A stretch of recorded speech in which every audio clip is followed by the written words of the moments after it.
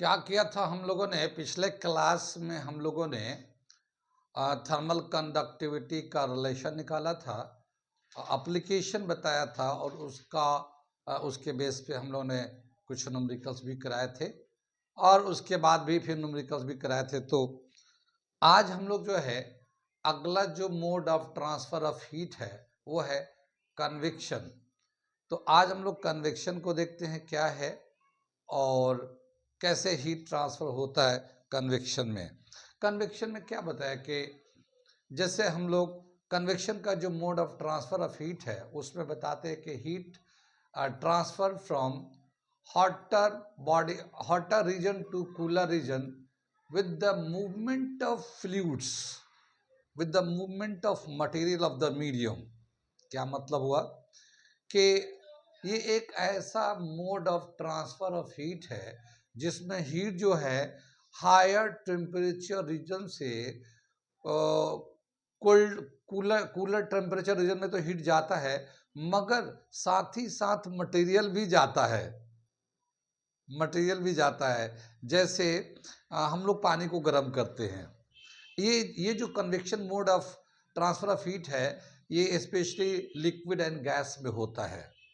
जैसे लिक्विड लेते हैं हम लोग पानी, पानी को एक कंटेनर में लेते हैं, मान लो एक ट्रांसपेरेंट कंटेनर है, ग्लास है या बर्तन है जो ट्रांसपेरेंट है, तो नीचे से जब हीट देंगे तो आहिस्ता आहिस्ता जो है हीट की वजह से lower part of water start to become hotter, यानी कि बर्तन के जो निचला हिस्सा है वो पानी गर्म होने लगता है।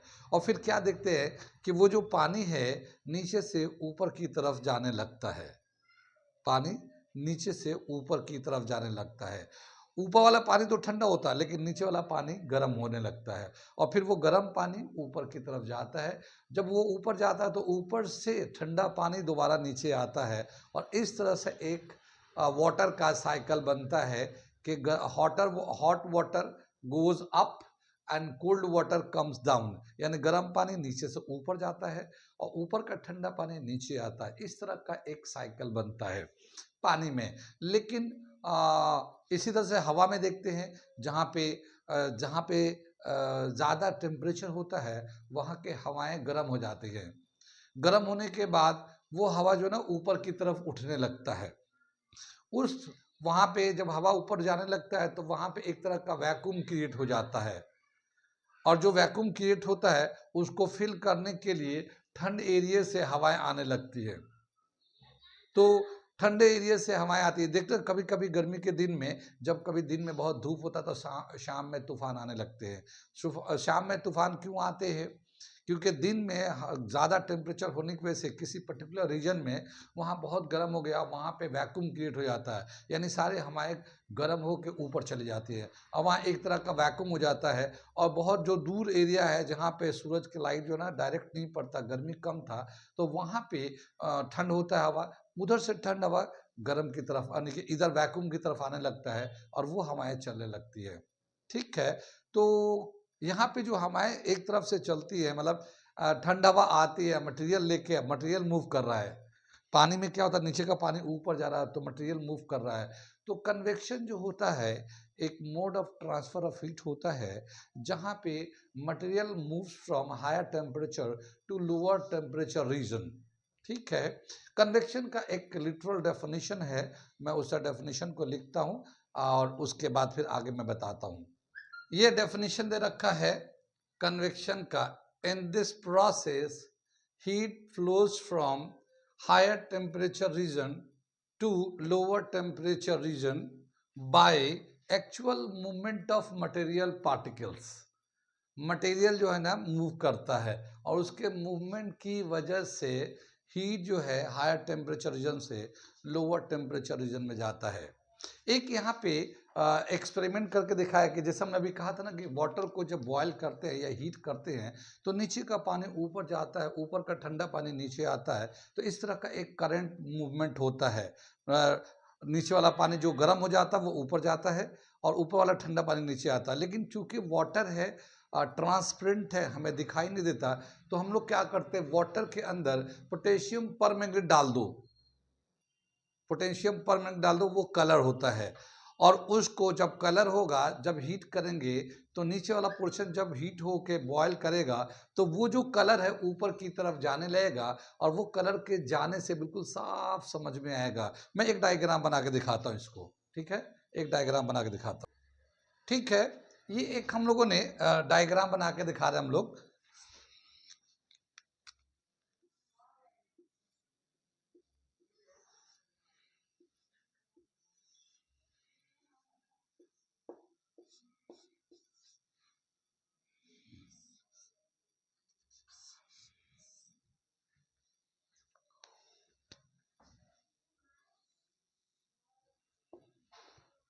ये हम लोग दिखा रहे हैं डायग्राम बना के। ये एक फ्लास्क है, जैसे फ्लास्क होता हम लोगों ने देखा होगा, केमिस्ट्री लैब में देखा होगा जाके अपने के। इसके अंदर वाटर है और ये हम लोग क्या कर रहे हैं, crystal of KMnO4 potassium permanganate हम लोग डाल देते हैं इसके अंदर। और इसको यहाँ ये नीचे ब्लू कलर का दे रखा है ये। अब इसको हम लोग बर्नर से हीट करते हैं। जब हीट करेंगे तो ये जो पोटेशियम परमैंगनेट है ये कलर्ड है, तो जब ये गर्म होगा तो ये ऊपर की तरफ जाएगा और फिर नीचे लौट के आ जाएगा। ऐसे ऊपर जाएगा फिर लौट के आएगा, ऊपर जाएगा लौट के आएगा। क्या मतलब कि नीचे जो पानी गर्म हो रहा है वो ऊपर की तरफ जा रहा है और ऊपर से ठंडा पानी नीचे आ रहा है। तो जाहिर है जब नीचे से कलर जा रहा होगा तो उसको तो रास्ता तो है नहीं, ऊपर से जब ठंडा पानी आ रहा होगा तो फिर उस कलर को वापस लेके अपने साथ आ जाएगा। तो ऐसे ही जा रहा है वापस लौट के आ रहा है, ऐसे जा रहा है वापस लौट के आ रहा है। तो ये एक तरीका दिखाया है कि कैसे कन्वेक्शन करंट या कन्वेक्शन हीट जो है, mode of transfer of heat of convection जो है कैसे जाता है, हॉटर एरिया से कोल्डर एरिया की तरफ ट्रांसफर होता है, मटेरियल ट्रांसफर होता है। ये दे रखा है, इन करते हैं। बहुत सारे फिनोमेना ऐसे हैं जो कन्वेक्शन की वजह से होते हैं, या उसको एक्सप्लेन करेंगे तो convection mode of transfer of heat को यूज करके एक्सप्लेन करते हैं। तो देखते हैं कहाँ कहाँ पे हमारा convection mode of transfer of heat होता है। वैसे कन्वेक्शन जो है ना दो तरह के होते हैं, एक होता है नेचुरल कन्वेक्शन, एक होता है फोर्स्ड कन्वेक्शन। ठीक है, कन्वेक्शन जो है ना टू टाइप्स के हैं, एक है नेचुरल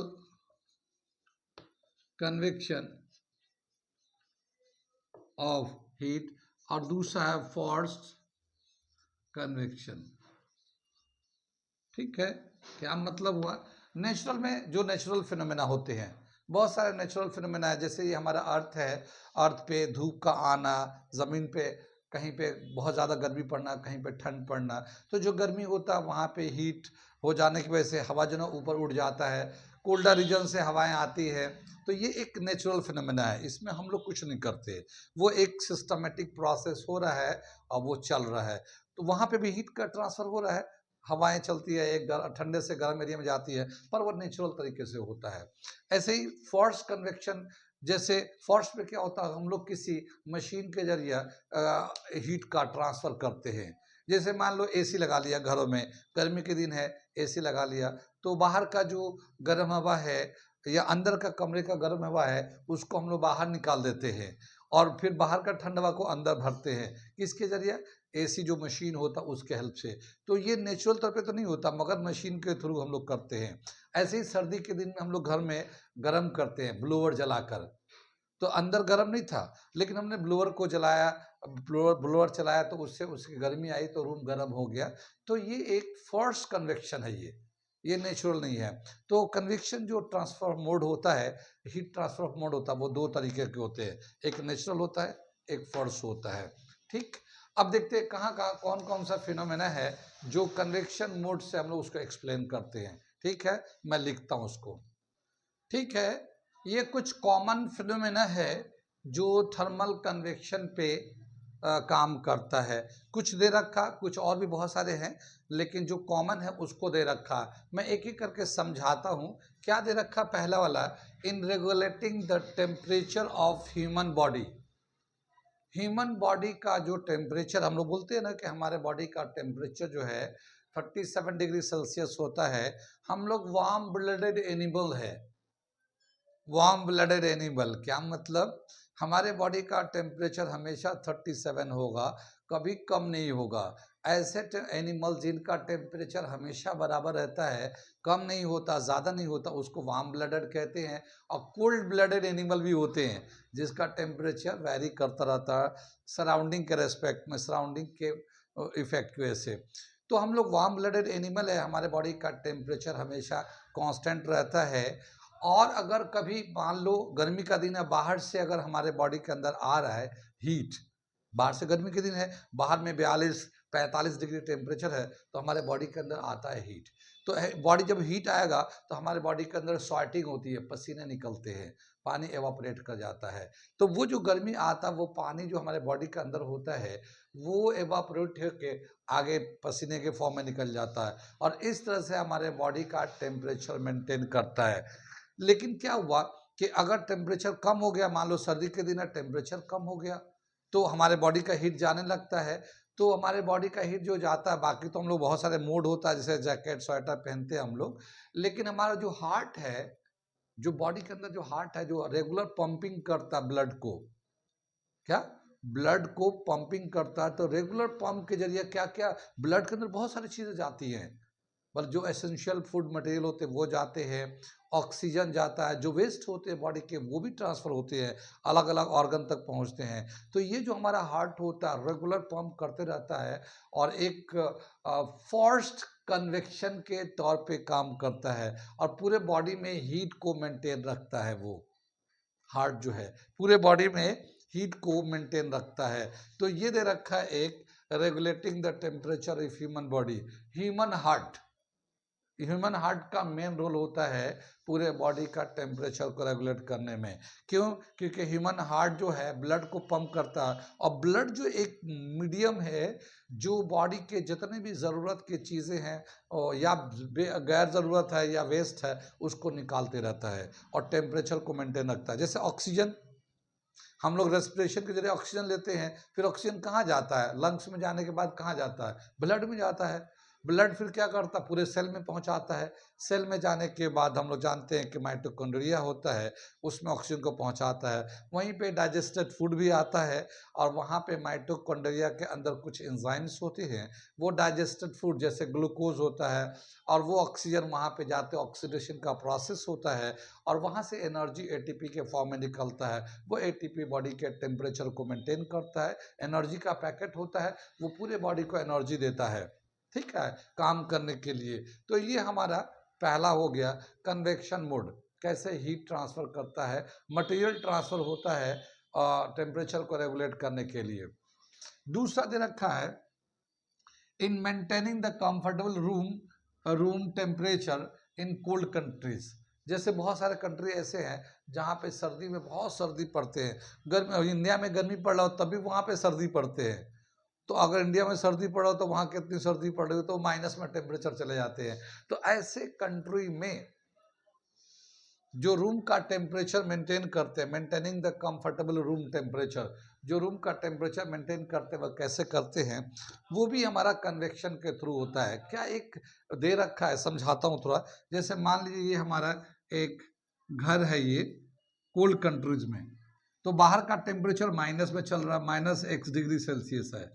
माइनस में कुछ भी हो सकता है, जीरो से भी कम है, कोल्ड कंट्री है ना, बहुत माइनस में चल रहा है। तो अगर माइनस में तो हम लोग सर्वाइव कर नहीं पाएंगे। तो हम लोग क्या करते, बहुत सारे सोर्स है, जैसे मान लो हम लोगों ने ब्लोवर चला दिया तो इसके अंदर जो है ना हीट भर जाएगा, ठीक है ना। ब्लोवर से जो हीट निकलेगा, गर्मी निकलेगा, वो पूरे रूम के गर्म कर देगा। और हम लोग इसका जो टेम्परेचर हम लोग चाहेंगे कि एक सर्टेन टेम्परेचर रेगुलर मेंटेन रहे। जैसे मान लो हम लोग चाह रहे हैं कि यहाँ का टेम्परेचर 20 डिग्री रहे, कितना, 20 डिग्री रहे। तो ये दे रखा है हम लोग सर्दियों में कोल्ड कंट्रीज में रूम का टेम्परेचर मेंटेन रखा जाता है कुछ इस तरह से। तीसरा दे रखा है in the formation of trade wind. Trade wind जो है ज्योग्राफी में हम लोग पढ़ते हैं। ट्रेड विंड होता क्या है, मैं इसको थोड़ा समझाता हूँ, ये समझ में आ गया, मैं मिटा दूँ इसे मिटा देता हूँ। ये एक्सप्लेन कर दे रहा हूँ कि कहाँ कहाँ थर्मल कन्वेक्शन का फिनोमेना होता है, ठीक है। कौन कौन सा फिनोमेना है जिसको एक्सप्लेन करने के लिए हमें थर्मल कन्वेक्शन की ज़रूरत है, या उसी के बेस पे हम लोग बता सकते हैं इस बात को, ठीक है। इसे मैं मिटाता हूँ और ये ट्रेंड विंड के बारे में बताता हूँ। ये हमारा अर्थ है। हम लोग ट्रेंड विंड बताने के लिए ये थोड़ा समझा रहे हैं। ये हमारा एक अर्थ होता है, ग्लोब में तो देखा ही होगा। ये जो लाइन होता है जो एक अर्थ को 2 पार्ट्स में डिवाइड करता है, इसको हम लोग कहते हैं इक्वेटर। और इसे कहते हैं, इस वाले पोल को कहते हैं, यहाँ पे इसको कहते हैं पोल। ठीक है, ये नॉर्थ की तरफ है तो इसको नॉर्थ पोल कहते हैं, और इसको हम लोग साउथ पोल कहते हैं। इतना तो जानते हैं हम लोग। ये अर्थ जो है वेस्ट से ईस्ट की तरफ रोटेट करता है, वेस्ट से ईस्ट की तरफ रोटेट करता है, यानी अर्थ अपने एक्सिस पे ऐसे ऐसे घूमता रहता है। कितनी बात सुनिए, अर्थ जो अपने एक्सिस पे घूमता रहता है, यहाँ पे जो हवाएं हैं, अर्थ के साथ साथ हवाएं भी घूमती रहती है, तो उन हवाओं का जो स्पीड है पता है कितना है? 1600 kilometre per hour. Wind of speed on equator, wind of speed of wind on equator, ये इक्वेटर के पास जो है हवा की जो स्पीड होता है 1600 किलोमीटर पर आवर होता है, जबकि पोल पे हवा की स्पीड लगभग 0 होता है। पोल पे, क्योंकि ये जो एक्सिस है ऐसे हम लोग मान लेते हैं, इस तरह से ये रोटेट कर रहा है, अर्थ ऐसे अपने एक्सिस पे घूम रहा है, तो यहाँ पे लगभग हवा का स्पीड 0 होता है, मगर इक्वेटर पे विंड का स्पीड जो होता है 1600 किलोमीटर पर आवर होता है। और विंड चूँकि अर्थ जो है ना वेस्ट से ईस्ट की तरफ घूमता है, तो जिधर से ऐसे घूम रहा होता है वैसे ही हवाएं भी चलती रहती है, ऐसे ऐसे घूमती रहती है। कितनी बात सुन में, तो ये एक हवा का जो चलना है जो इक्वेटर के पास होता है, क्योंकि इक्वेटर के पास जो है ना सन की लाइट जो है ना बिल्कुल सीधी पड़ती है, तो जब सन की लाइट सीधे पड़ती है तो वहाँ गर्मी ज़्यादा होता है, वहाँ गर्मी ज़्यादा होता तो वहाँ की हवाएं गर्म हो जाती है, वहाँ की हवाएं जब गर्म हो जाती है तो ऊपर की तरफ उड़ जाती है, और जब घूम रहा होता तो हवाएं भी बहुत आराम से घूम रही होती है। यहाँ पे ठंड होता तो यहाँ पे हवाएं घूमती हैं मगर हल्की स्पीड से घूमती है। हमने पोल पे बताया लगभग 0 के, लेकिन यहाँ पे इक्वेटर पे जो हवाएं ऐसे चलती रहती है, ये कंटिन्यूस चलती रहती है, क्योंकि अर्थ कंटिन्यूस रोटेट करता रहता है। तो इस विंड को हम लोग बोलते हैं ट्रेड विंड। ठीक है, क्योंकि अर्थ तो हम लोग, अर्थ घूमेगा नहीं तो दिन रात कैसे हो रहे हैं हमारे यहाँ? अर्थ के रोटेशन की वजह से तो दिन रात हो रहा है। दुनिया में कहीं पे सर्दी पड़े गर्मी पड़े, इक्वेटर पे सनलाइट का रेज हमेशा ही मतलब स्ट्रेट होता है, और वहाँ हमेशा ही गर्मी होती है इक्वेटर पे। वो कंट्री जो इक्वेटर के रेंज में आते हैं वहाँ पे हमेशा ही गर्मी पड़ते रहते हैं। जैसे अफ्रीका के लोग, अफ्रीका देखा, अफ्रीका में हमेशा ही गर्मी ज़्यादा रहता है और वहाँ के लोग काले काले होते हैं, क्योंकि वैसे भी हम लोग देखते हैं गर्मी में हमारे रंग काले पड़ जाते हैं, सर्दी में थोड़ा सा गोरे गोरे से हो जाते हैं। ये क्लाइमेटिक फैक्टर है, क्योंकि हम लोग का एक बायोलॉजिकल प्रोसेस होता है। जैसे बहुत तेज धूप लगते हैं ना, तो हमारे स्किन से एक हार्मोन सीक्रेट होता है, उसका नाम है मेलानिन। और वो मेलानिन जो है ना जब ज़्यादा हो जाता है तो वो स्किन को डार्क कर देता है, और जब सर्दी होते हैं टेम्परेचर कम होता है तो कम रेज आता है, तो उस वक्त मेलेनिन का सिक्रेशन कम हो जाता है, तो उस वक्त हमारा स्किन जो है ना मेलेनिन का कम सिक्रेशन होने की वजह से स्किन थोड़ा फेयर हो जाता है, साफ हो जाता है। तो अक्सर हम लोग ऑब्जर्व करते हैं कि गर्मियों में हम लोग का रंग काला हो जाता है और सर्दियों में हम लोग थोड़ा फेयर साफ सुथरा दिखते हैं। वैसे भी गर्मियों में आमतौर पर इतना कपड़े तो लोग पहनते नहीं हैं, बट हाफ टी शर्ट पहन के घूमते रहते हैं, तो देखोगे कि हाथ के इधर काले हो गए इधर गोरे हो गए, एक ही हाथ में टी शर्ट के बाहर काले काले अंदर गोरे। ऐसा क्यों? क्योंकि जहाँ सनलाइट पड़ता है वहाँ मेलानिन का सिक्रेशन ज़्यादा होता है, उसकी वजह से वो डार्क हो जाता है। ऐसे ही बोला कि इक्वेटर के पास जितने भी कंट्री है वहाँ के लोग काले होते हैं, और जो लोग ऊपर नॉर्थ पोल और साउथ पोल के रीजन में होंगे, इक्वेटर से दूर होंगे, वो कंट्री में ठंड ज़्यादा होता है, वहाँ के लोग गोरे गोरे होते हैं। इतने गोरे होते हैं कि चेहरा तो छोड़ो बाल तक सफ़ेद होते हैं। जवान बच्चों के देखा तो होगा, अंग्रेज बच्चों के, अंग्रेज बच्चों को देखा तो होगा। कितनी बात सुन में आई। तो इस तरह से क्या बताया कि ये अर्थ का एक कंटिन्यूअस फ्लो है, वेस्ट टू ईस्ट अर्थ की तरफ अर्थ घूमता रहता है, और उसके इक्वेटर के पास जो हवाएं हैं वो भी कंटिन्यूअस घूमती रहती है, उसका स्पीड 1600 किलोमीटर पर आवर है। और इस विंड को हम लोग कहते हैं ट्रेंड विंड। ज्योग्राफी में इसको बहुत अच्छे से समझाया जाता है। लेकिन ये जो हवाओं का घूमना है, सनलाइट का है, ये जो है ये भी एक हमारा फिनोमेना है जो कन्वेक्शन की वजह से एक्सप्लेन करते हैं, कन्वेक्शन के। ठीक है, कितनी बात समझ में ये। यहाँ पे बताते हैं कि एक चीज़ और बताया है कि जैसे जो नॉर्थ एरिया है वहाँ पे हवाओं का डायरेक्शन क्या होता है और साउथ में हवाओं का डायरेक्शन क्या होता है। तो नॉर्थ में जो हवा का डायरेक्शन होता है वो नॉर्थ ईस्ट होता है। नॉर्थ वाले पार्ट में हवाओं का जो डायरेक्शन होता है वो नॉर्थ ईस्ट होता है, ठीक है। और साउथ में साउथ वेस्ट होता है, साउथ वेस्ट होता है, ठीक है। ये डायरेक्शन ऑफ विंड होता है, यानी इक्वेटर के नॉर्थ में जाएंगे तो उसका डायरेक्शन विंड का होगा नॉर्थ ईस्ट, नॉर्थ से ईस्ट की तरफ जा रहा होगा, और साउथ में साउथ टू वेस्ट की तरफ जा रहा होगा। ऐसे इसका दिखाते हैं। तो ये जो विंड कंटिन्यू चलते रहते हैं, इसी को हम लोग ट्रेड विंड कहते हैं। और ये विंड जो है थर्मल कंडक्शन की वजह से है, थर्मल कन्वेक्शन की वजह से है, नॉट कंडक्शन, थर्मल कन्वेक्शन की वजह से है। कितनी बात समझ में आई?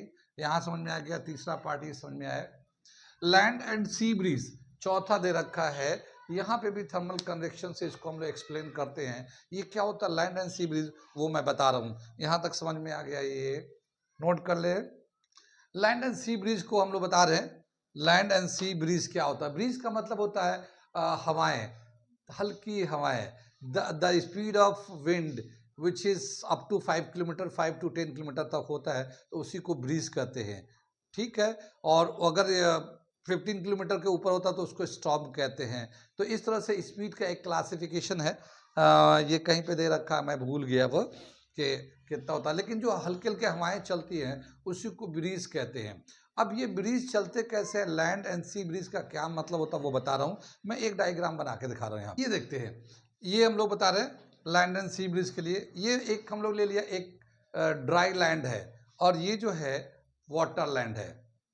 आमतौर पे क्या है, हम लोग जानते हैं कि जितने भी दुनिया के पुराने कंट्रीज हैं वो नदी के किनारे हैं।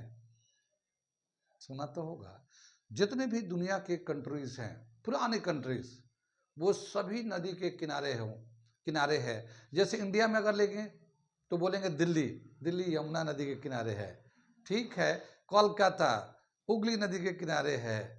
और अगर बोलेंगे इलाहाबाद, ये गंगा नदी के किनारे है। या और भी जितने भी बड़े शहर देखेंगे, पुराने शहर देखेंगे, वो सब नदी के किनारे बसा हुआ। क्योंकि पहले के जो लोग थे, जैसे लंदन थेम्स रिवर के किनारे है, और भी पुराने कंट्री जाएंगे सब नदी के किनारे है। क्यों? क्योंकि नदी के किनारे रहने से उस जमाने के लोगों को पानी की जो ज़रूरतें थी, पानी से होने वाला काम वो आराम से कर लेते। जैसे वो नदी में नहाते थे, कपड़े तो थे नहीं, बट जो भी वो पहनते ओढ़ते थे या जो भी तरीका था वो पानी में धो लेते थे, बर्तन को भी पानी में धोते थे, जानवर को भी पानी में नहाते थे, सब काम पानी से ही होता था। तो उनका सेटलमेंट नदी के किनारे था। अब तो हम लोगों ने साइंस आ गया, तो पंप आ गया, तो पानी निकाल लेते हैं, मोटर लगा लेते हैं, अब तो बहुत कुछ हो गया, तो अब कहीं भी आके बस जाते हैं। लेकिन पहले के लोग नदी के किनारे बसते थे। तो ये जो नदी है, मान लेते हैं ये नदी है, समंदर है, जो भी है, और ये उसके पास में बसा हुआ लैंड है, ठीक। अब यहाँ पे जो सन है, इसकी जब सन है ये, इसकी जो रोशनी आती है, इसकी जो लाइट आती है, इसकी जो गर्मी आती है, तो पूरे हर तरफ जाती है। तो इधर भी आते हैं और इधर भी, इधर इस वाले लैंड पे भी आता है। कितनी बात सुन में आई? तो ये जो लैंड है दिन के टाइम में, डे टाइम में, क्योंकि दिन में ही सूरज की रोशनी होगी, रात में तो सूरज होगा नहीं। नहीं, क्या बात कर दी है मैंने। तो ऐसी बताया कि दिन के टाइम में जो सनलाइट आएगा तो ये अर्थ जो है ना, ये जल्दी गर्म हो जाता है। अर्थ का सरफेस बहुत जल्दी गर्म हो जाता है। फिर यहाँ की हवाएं बहुत गर्म हो जाती है, हवाएं गर्म होकर फिर ऊपर उठने लगती है। उसी टाइम में जो गर्मी अर्थ वाटर लाइन पे पड़ेगा, तो वाटर में जाएगा, पानी को एवापोरेट करेगा, पानी एवापोरेट होकर उठेगा। तो वो एक स्लो प्रोसेस है, क्योंकि पानी को गर्म होने में ज़्यादा हीट की ज़रूरत है एज कम्पेयर टू एयर या विंड। तो यहाँ पे हवाएं गर्म होके और ऊपर की लाइट हो जाती है, ऊपर की तरफ जाने लगते हैं। और यहाँ पे उसी टाइम पे अगर कंपेयर करेंगे तो यहाँ पे गर्म होगा, यहाँ पे ठंडा होगा, अगर टेम्परेचर कंपेयर करेंगे तो, ठीक है। तो क्या देखेंगे कि दिन में जैसे दोपहर का टाइम है, तो यहाँ पे गर्मी बहुत ज़्यादा है, यहाँ पे उसके कंपेयर में कम गर्मी है, यहाँ कोल्ड है, ठंडा है। तो उस वक्त क्या होगा कि उस वक्त जो है हवाएं जो है ना कोल्ड से हॉट की तरफ चलेंगी। तो इधर की तरफ हवाएं चलने लगेंगे, इधर से कोल्ड से हॉट एरिया में चलने लगेगा। और इसको कहते हैं सी ब्रीज। क्या सी ब्रीज का मतलब क्या होगा कि समंदर की तरफ से हवाएं आ रही हैं, सी ब्रीज हो गया ये। सी ब्रीज बोलेंगे इसको। ठीक है, कितनी बात सुनी। वो सभी जगह, ये वो सभी जगह जहां जो नदी के किनारे बसा हुआ है, दिन के टाइम में समंदर की रिवर के तरफ से हवाएं बहुत अच्छी आती है, ठीक है ना। और वहां बहुत ज्यादा टेम्परेचर हाई नहीं होता, मॉडरेट टेम्परेचर आता है, क्योंकि वो टेम्परेचर मॉनिटर होता, अभी मैं बता रहा हूँ। यहाँ समझ में आ गया, ये सी ब्रीज समझ में आया कि यहाँ से समंदर से या रिवर जो भी है उधर से हवाएं चलने लगती है, और यहाँ के जो चले लगेगी तो वो तो थोड़ा तो ठंडा हवा है यहाँ के मुकाबले में, तो थोड़ा अच्छा लगेगा। इसको सी ब्रीज, समंदर से आने वाली ठंडी हवाएं, ऐसा बोलेंगे। तो ये आ रहा है, कितनी बात सुन में आई। ये तो दिन के टाइम का हो गया। आगे चले, समझ में आ गया कि दिन के टाइम में समंदर की तरफ से हमारे समंदर है, रिवर है, पोंड है, पोखर है, बड़े जो लैंड है जहाँ पानी ज़्यादा है, उधर से ठंड हवा गर्म एरिया में, गर्म जगह पे आते रहते हैं, इससे हमें थोड़ा अच्छा लगता है। एक बात, ये तो डे टाइम में हो गया। अब हम लोग नाइट में लेना चाहेंगे तो क्या होगा, मैं यहाँ एक फिगर नाइट के लिए बनाता हूँ, ठीक। ये तो ऐसे ही रहने देते हैं में, क्योंकि नाइट है तो यहाँ पे सन है नहीं, ये नहीं होगा, सन नहीं होगा। जब ये सन नहीं होगा तो इधर से जो आने वाली गर्मी है वो भी नहीं होगा। तो रात में क्या होता है कि फिर ये ठंडा होने लगेंगे।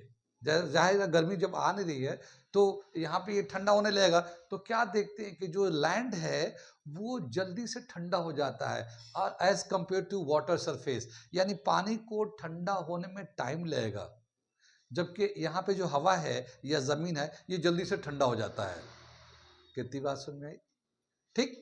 तो रात में क्या होता है कि ये जो लैंड है या सूखी जमीन है या जो जमीन है वो जल्दी ठंडा हो जाता है, और ये ठंडा होने में टाइम लगता है, देर लगता है। तो अगर मान लो रात के 10 बज रहे हैं, तो यहाँ पे रात के 10 बज रहे हैं, तो यहाँ पे टेम्परेचर कंपेयर करेंगे तो यहाँ का टेम्परेचर ज़्यादा होगा, इसका ये हाई टेम्परेचर होगा, बल्कि ये हॉट होगा और ये कोल्ड होगा। कितनी बात में, हॉट होगा ये कोल्ड होगा रात में। अब जब हॉट ये है, कोल्ड ये है, तो हवाएं किधर से चलेंगी, इस इधर से इधर की तरफ चलने लगेंगे, यानी कि इस कोल्ड एरिया से नदी की तरफ हवा जाने लगेंगे। कितनी बात सुनिए। तो ये लैंड से समुद्र की तरफ जाता है, इसको कहते हैं लैंड ब्रीज, यानी कि लैंड यानी कि सूखी जमीन से रिवर की तरफ हवाएं जाने लगती है। कितनी बात सुनी। तो लैंड ब्रिज, सी ब्रिज समझ में आया। अब ये इसकी होने से क्या होता है कि वो जो आबादी नदी के किनारे है वहां पे दिन में गर्मी ज्यादा नहीं होती। क्यों, जैसे सन के लाइट पड़ेगा गर्मी बढ़ेगी, उधर से नदी की तरफ से ठंड हवा आने लगेंगे, और उसकी वजह से वो गर्मी को कंट्रोल कर लेता है, ठीक है। और रात में गर्मी ज़्यादा नहीं होगी, इसलिए क्योंकि इधर जो है ना गर्म होगा, ये ठंडा होगा, तो इधर से हवाएं, सूखी ज़मीन से हवाएं चलने लगेगी रिवर की तरफ, तो फिर एक तरह के हवा रात को भी मिलेगा, आपको चलती हुई हवा मिलेगा। वो लैंड ब्रिज तो हवा चलती हुई रात को भी मिलेगा, तो दिन में भी हवाएं मिलती है, रात में भी हवा मिलती है, और टेम्परेचर का जो ना एक मॉडरेट टेम्परेचर होता है, बहुत ज़्यादा गर्म नहीं होता, मॉडरेट टेम्परेचर होता है। तो वो सभी जगह हैं जो नदी के किनारे हैं, वहाँ पे टेम्परेचर बहुत ज़्यादा हाई नहीं होता, बहुत ज़्यादा लो भी नहीं होता, एक मॉडरेट टेम्परेचर आता है। लेकिन जो जगहें, जो आबादी, जो शहर नदी से बहुत दूर बसा हुआ है, नदी से बहुत दूर बसा हुआ है, वहाँ पे सर्दी में बहुत सर्दी और गर्मी में बहुत गर्मी पड़ता है। जैसे मैं वीडियो बना रहा हूँ, मैं अलीगढ़ में हूँ, और मैं अलीगढ़ से मैं यहीं पे रहता हूँ, मेरी पूरी यहीं पे सेटलमेंट है। तो मैं अलीगढ़ में बना रहा हूँ, तो अलीगढ़ क्या है कि नदी से बहुत दूर है, ये ऐसी आबादी है, यहाँ तो यूनिवर्सिटी की वजह से आबादी है, यहाँ यूनिवर्सिटी है तो यहाँ आबादी सेटल हो रही है, तो ये नदी से लेकिन बहुत दूर है। तो गर्मियों में बहुत हाई टेम्परेचर हो जाता है, पता चलता 48, 49, और इसको दिन में फिर कोई राहत नहीं मिलती कि कहीं से ठंड हवा आए, कहीं से रिलीफ मिले, सिवाय एसी चलाओ और कूलर चलाओ, वो भी जब लाइट होगी तो चलेगा, लाइट नहीं है तो नहीं चलेगा वो। ऊपर से बिजली का बिल भी ध्यान रखना पड़ता है, ठीक है, बिजली का बिल भी ध्यान रखना पड़ता है। कितनी बात सुन में। तो क्या कहना चाह रहे हैं कि ये बहुत अच्छा, ठंड जब पड़ते हैं, जैसे आजकल सर्दी के दिन चल रहे हैं, अभी जनवरी गया चल ही रहा, अभी ख़त्म पे है, तो सर्दियों में काफ़ी ठंड, काफ़ी शीत लहरें चलती हैं। क्यों, क्योंकि इसको टेम्परेचर जो रेगुलेट करने का जो प्रोसेस है, वो जो पानी वाटर लैंड है वो नहीं है, तो इसकी वजह से यहाँ सर्दी भी बहुत पड़ती है, गर्मी भी बहुत पड़ती है। सिर्फ अलीगढ़ ही नहीं, ऐसे सभी शहरें चाहे वो इंडिया में हो या इंडिया के बाहर हो। अगर नदी से दूर है तो वहाँ गर्मी भी ज़्यादा पड़ते हैं और सर्दी भी ज़्यादा पड़ते हैं। कितनी बात सुन में। और ये इसकी वजह हम लोग बता रहे हैं कैसे ये यहाँ पे मॉनिटर करता है। इसको हम कहते हैं थर्मल कन्वेक्शन। कितनी बात ये समझ में आ गई। लैंड एंड सी ब्रीज ये हो गया। इसे मिटा दूं, जरूरत है तो नोट कर लिए, नहीं तो मिटा देता हूं मैं। ओके। ये मानसून, मानसून का नाम तो सुना होगा। मानसून अक्सर हमारे जो मई जून का महीना तो आता है कि मानसून आ रहा है, मानसून आने वाला है, ये हो रहा है, वो हो रहा है। मानसून जब बारिश वारिश होने लगते हैं तो उसको हम बोलते हैं मानसून शुरू हो गया, यानी बारिश शुरू हो गए। अब ये मानसून में कैसे ये रोल प्ले करता है, थर्मल कन्वेक्शन कैसे इसका रोल प्ले होता है। तो हम लोग मानसून का मतलब ये होता है गर्मी के दिन के बाद के जो मौसम होते हैं, गर्मी के दिन होते हैं जो मई जून का महीना होता है, वहाँ टेम्परेचर बहुत हाई होता है इंडिया में। और दूसरे कंट्री में दूसरे टाइम में होता है, लेकिन इंडिया में जो है ना मई जून के महीने में बहुत गर्मी पड़ती है। तो जब ये बहुत गर्मी पड़ेगी, ये तो हम तो ये सूरज की जो रोशनी होगी बहुत गर्मी की वजह से यहाँ बहुत ही ड्राई लैंड पे फिर हम लोग फिर दोबारा से यही हम लोग ये फिगर को ले रहे हैं इस बात को समझने के लिए, मानसून को समझने के लिए। ठीक है। तो जब मई जून के महीने में बहुत तेज धूप पड़ेंगे तो ये जो ड्राई लैंड है यहाँ का एयर बहुत जल्दी बहुत गर्म हो जाएगा, फिर ये ऊपर की तरफ बहुत तेजी से उड़ जाएगा। पता चला 9-10 बजे इतनी गर्मी हो रही कि यहाँ के हवा गर्म होकर ऊपर उड़ गए 9-10 बजे ही। ठीक है। दिन सुबह के 11 बजे तक, 11-12-1 बजे तक लू चलने लगते हैं। लू लू तो जानती होगा। ठीक है ना। 12 1 2 3 4 लू चलते हैं, झुलसता है इंसान, ऐसी गर्मी होती है। ये तो गर्मी के इधर ड्राई लैंड की बात हो गई। उसी टाइम पे उतनी टेम्परेचर पे जो नदी का एरिया है वहां पे क्या हो रहा होगा, यहाँ पे एवापोरेशन हो रहा होगा। एवापोरेशन यानी कि बहुत तेजी से पानी जो है ना भाप में कन्वर्ट हो रहा होगा। रेट ऑफ एवापोरेशन बहुत फास्ट होगा। अच्छा, नदी बहुत बड़ा सरफेस होता है। नदी नदी जो होता है या ओशियन जो होता है बहुत बड़ा एरिया होता है। सूखी जमीन के मुकाबले में जो पानी वाला जमीन है वो ज़्यादा। वैसे भी हम लोग जानते हैं कि 25% ड्राई लैंड है, 75% वाटर है। तो 75% वाटर पे वो एरिया जो इस तरह के टेम्परेचर वाला बेल्ट में आता है वहाँ पे रेट ऑफ एवापोरेशन बहुत फास्ट हो जाता है। और जो ड्राई लैंड है, ड्राई लैंड में भी कई सेक्शन है। वो सेक्शन जहाँ पे जंगल वंगल होते हैं, फॉरेस्ट है, उस पर उतनी ज़्यादा इफेक्ट नहीं होता, उतनी गर्मी नहीं होती। ठीक है। जहाँ पे पौधे होते हैं, दरख्त होते हैं, वहाँ उतनी गर्मी नहीं होती। जहाँ पे सूखी ज़मीन होती है, डेजर्ट होता है, वहाँ पे बहुत ज़्यादा गर्मी होती है। ठीक है। क्योंकि उस टेम्परेचर को यूज़ करने वाला नहीं है कोई, वो सारा टेम्परेचर हवा को गर्म करने में ही इन्वॉल्व होता है।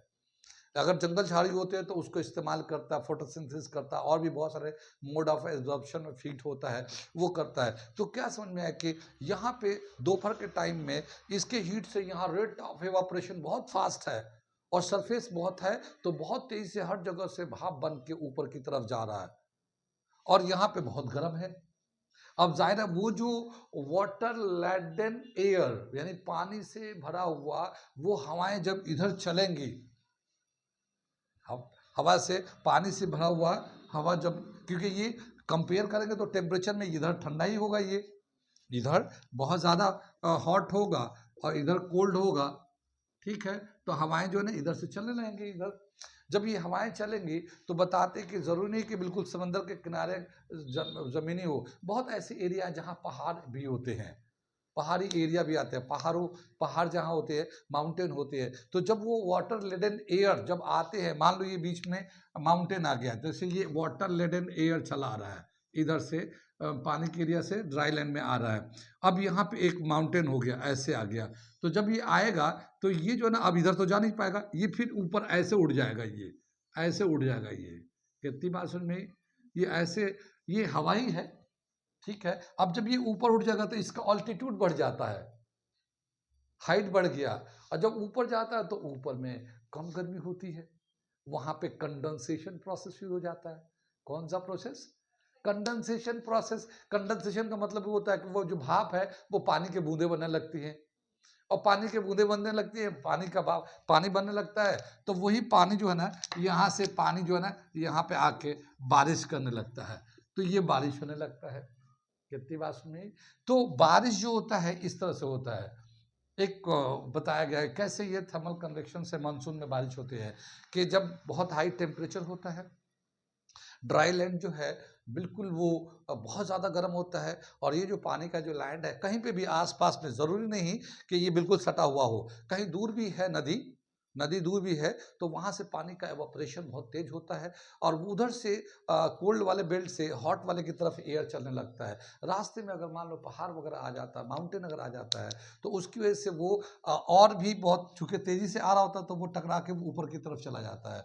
ऊपर जब जाता है तो हाई अल्टीट्यूड की वजह से उसका टेम्परेचर वहाँ कम होने लगता है, बहुत ही कम हो जाता है, इतना कम हो जाता है कि वो कंडेंस करने लगता है, बूंद यानी कि वेपर जो है ना, वाटर ड्रॉपलेट्स बनने लगते हैं। और वही वाटर ड्रॉपलेट्स दोबारा उसके पहाड़ों के पास, पहाड़ी एरिया के बाद बारिश करना शुरू कर देता है। तो आमतौर पे देखेंगे बारिश के दिन भी, बारिश हर जगह नहीं होता खूब अच्छे, जहाँ पे पहाड़ी एरिया ज़्यादा होते हैं ना वहाँ पे ज़्यादा बारिश होती है और लगातार बारिश होती है। प्लेन लैंड में, प्लेन लैंड मतलब यहाँ पे कोई पहाड़ नहीं है, जैसे हम लोग अभी अलीगढ़ का एग्जाम्पल लूँ तो यहाँ पे ना इसके अलीगढ़, दिल्ली, इधर उधर देखेंगे कहीं पहाड़ नहीं है, तो यहाँ बारिश हमेशा नहीं होती। बारिश उस एरिया में ज़्यादा होती है जहाँ पे पहाड़ी एरिया है, वहाँ पे गर्म हवाएं, वो जो पानी वाले जो हवाएं आती है ना, वो उससे टकराती हैं, फिर वो ऊपर जाती है, फिर कंडेंसर के वहाँ बारिश ज़्यादा होती है। और जो प्लेन लैंड है ना, वहाँ बारिश हमेशा नहीं होती और ना ज़्यादा बारिश होती है थोड़ी होती है, वो लास्ट में होती है, जब चारों तरफ बारिश बारिश हो रहे होते हैं तो वहीं होती है। एक बात समझ में आ गया ये वाली बारिश? तो बारिश कब होते हैं, गर्मियों के दिन में कैसे होते हैं, ये समझ में आ गया ये। अब जैसे सर्दी के दिन होते तो क्या होता है, ये तो गर्मी के दिन की बात हो गई कि गर्मियों में जो जरूरी नहीं कि ये लैंड जो है ना बिल्कुल अटैच हो, दूर भी होगा तब भी, दूरी एरिया में, पहाड़ी एरिया जहाँ पे है वहाँ पे बारिश होती है इस तरह से। ये मानसून, तो जब बारिश के बाद बारिश होती है तो हम लोग क्या कहते हैं कि मानसून आ गया है। तो गर्मी के दिन में ऐसा ही कुछ होता है, ऐसा ही फिनोमेना चलता रहता है। कितनी बात में आप तो समझदार ही हो, मैं एक बोलूँगा आप दो समझोगे, यानी मैं जितना समझाया वो तो समझ में आ ही गया, आप उससे ज़्यादा समझ जाओगे कि आप समझदार आदमी हो। ठीक है, बोलते हैं ना कि हर आने वाली जनरेशन, क्या, हर आने वाली जनरेशन पिछले जनरेशन से ज़्यादा चालाक होती है। सुना है कि नहीं ये बात? नहीं सुना तो मुझसे सुन लो। हर आने, जैसे मैं हूँ, मैं अपने पेरेंट्स से ज़्यादा चालाक हूँ और मेरे आने वाले बच्चे वो हमसे ज़्यादा चालाक होंगे, उसके बाद के आने वाले जनरेशन मुझसे ज़्यादा चालाक होंगे, यानी समझदार होंगे, करने का फैसिलिटी वगैरह वगैरह बहुत सारी बातें हैं। तो इसलिए मैं ये कह रहा हूँ कि मैं अगर ये मैं बता रहा हूँ, समझा रहा हूँ, मैं एक समझा रहा हूँ, आप दो समझ सकते हो आराम से, तो ये आपको समझने में फ़ायदा करेगा। कितनी बात सुन में आई? अब हम लोग चलते हैं सर्दी के दिन में क्या होता है, मानसून का क्या मतलब, सर्दियों में क्या होता है। मिटा दूँ इसको, थोड़ा सा दूसरा फिगर बनाऊंगा मैं। अब देखिए विंटर में मानसून का क्या, कैसे मानसून होता है।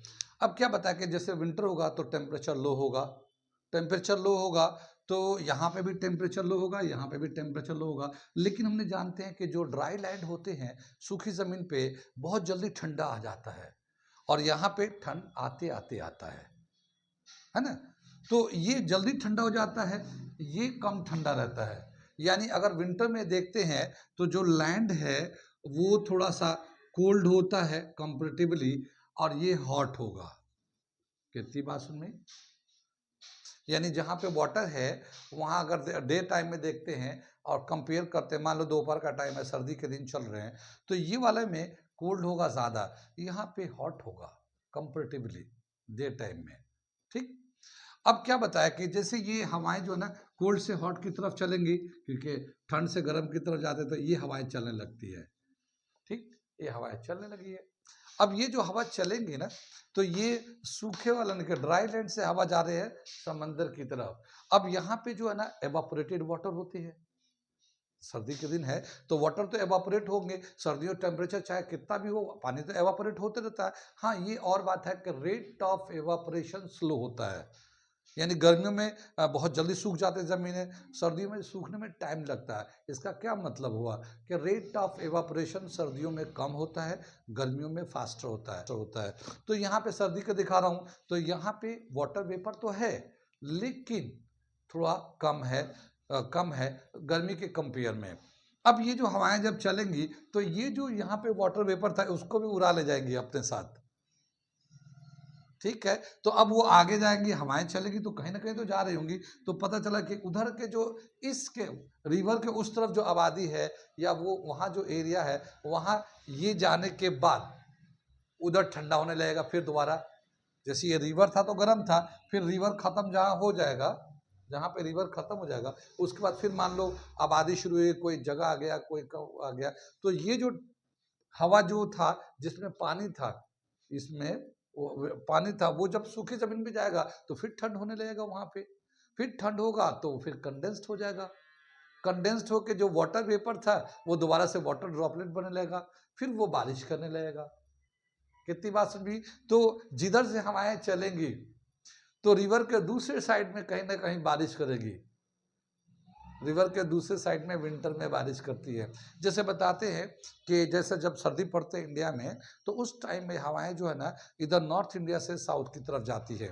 तो Bay of Bengal, Bay of Bengal का नाम तो सुना होगा, तो वो उससे जब पास करती है तो वो उधर जो है श्रीलंका है या उधर दूसरी कंट्री है, उस कंट्री में बारिश होती है इस मौसम में, सर्दियों के टाइम में।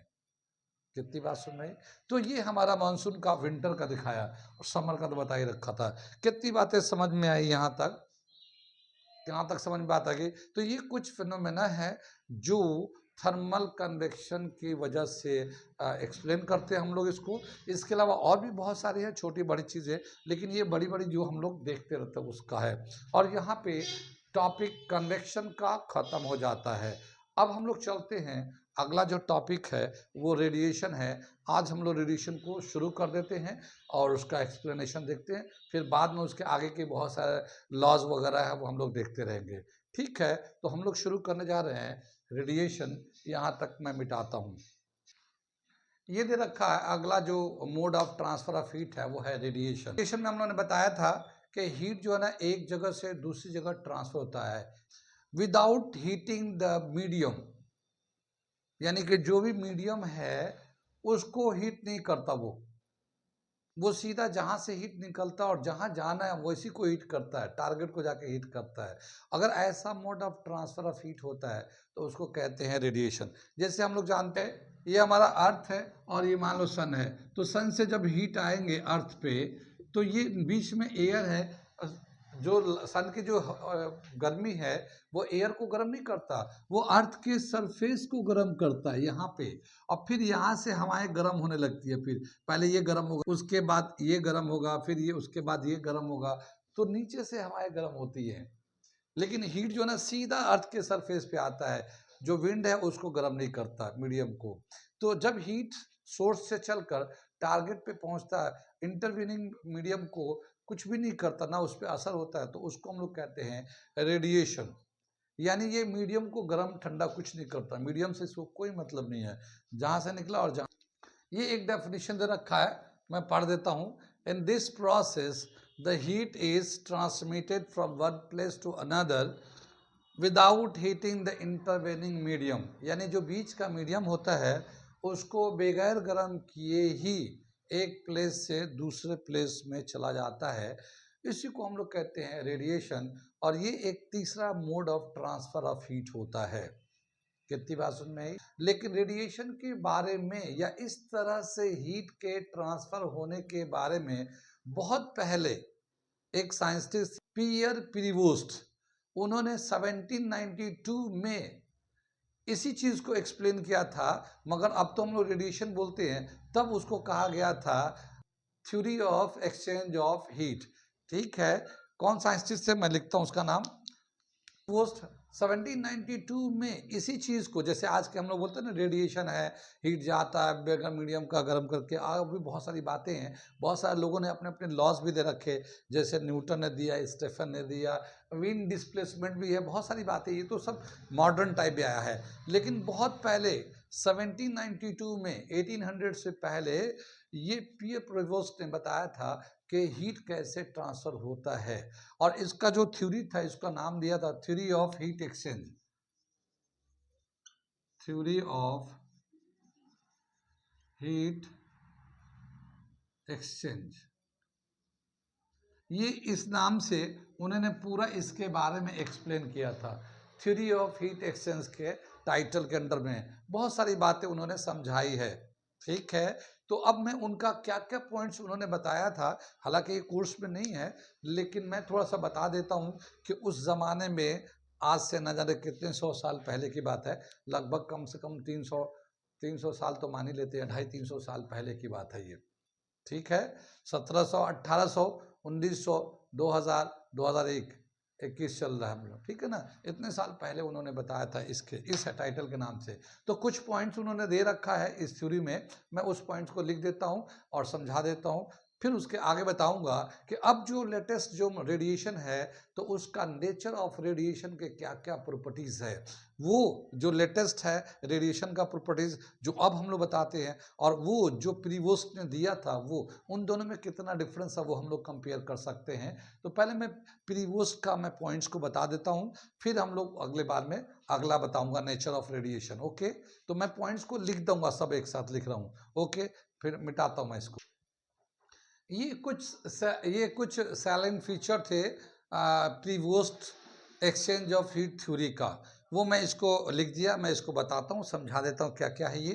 पहला जो दे रखा है, all bodies of temperature above 0 kelvin emits heat to the surrounding and gain heat from the surrounding at all times. क्या मतलब हुआ, कोई भी बॉडी जिसका टेम्परेचर 0 केल्विन से ज़्यादा होता है, वो अपने सराउंडिंग से या तो हीट लेगा या हीट देगा, सभी टाइम पे, ऑल टाइम। कितनी बात में, जब तक कोई भी बॉडी जिसका टेम्परेचर 0 केल्विन से ज़्यादा है, मान लो 10 केल्विन, 20 केल्विन, 100 केल्विन है, जितना भी हो, वो सराउंडिंग को हीट देगा या सराउंडिंग से हीट लेगा।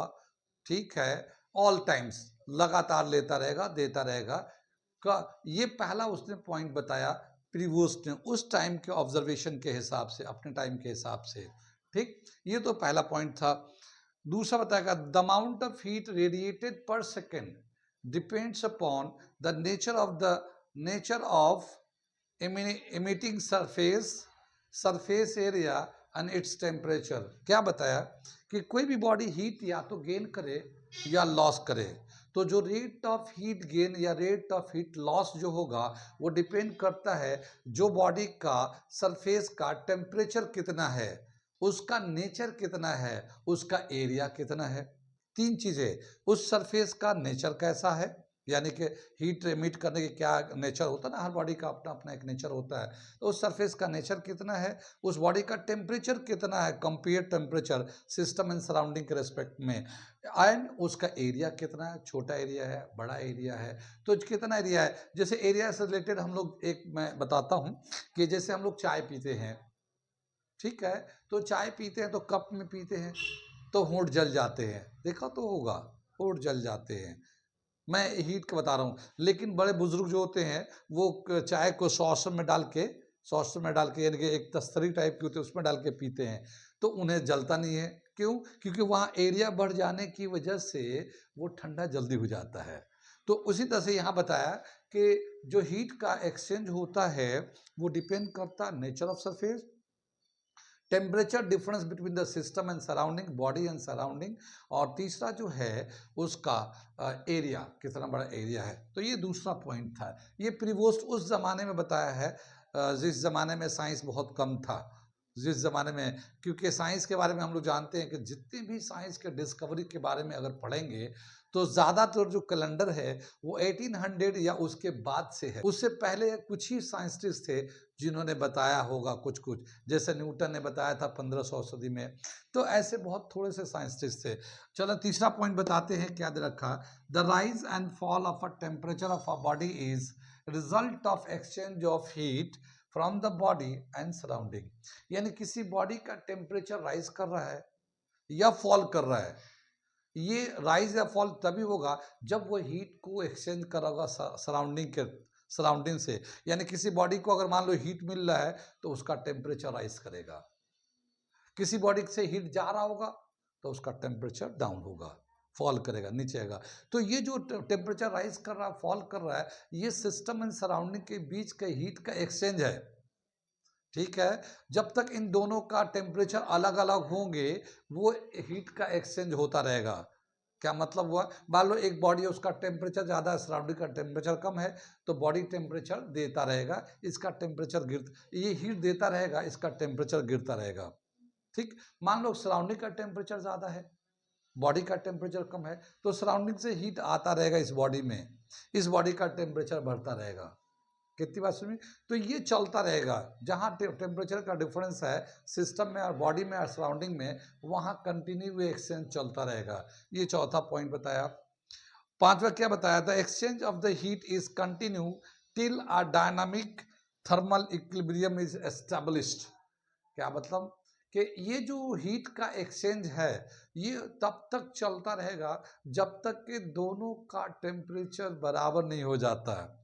बॉडी का टेम्परेचर, सराउंडिंग का टेम्परेचर दोनों बराबर नहीं होता, तब तक ये कंटिन्यू एक्सचेंज चलता रहेगा। ये तो ये कुछ पॉइंट्स थे प्रीवोस्ट के थर्मल एक्सचेंज ऑफ हीट का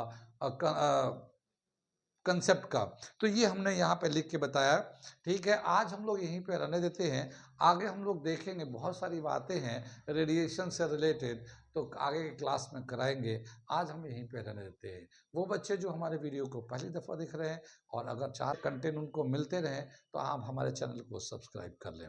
साथ ही वो बच्चे जो 11th-12th में हैं, नीट जेईई की तैयारी कर रहे हैं, वो तो कर ही ले, उनको फ़ायदा ही करेगा। और वो बच्चे जो 8, 9, 10 में आने वाले दिन में नीट जेईई की तैयारी करना चाहते हैं, वो भी करके रख ले, क्योंकि हमारे यहाँ बहुत सारे प्रोग्राम चलते हैं, बहुत सारे प्लानिंग है, बहुत सारे कंटेंट हम देते हैं, जिससे आपको तैयारी करने में आसानी हो जाएगी और आपको एक बार पहली बार में आप चाहें तो अच्छे मार्क्स लाकर गवर्नमेंट कॉलेज में जा सकते हैं, मेडिकल या इंजीनियरिंग कॉलेज में। Okay, thank you.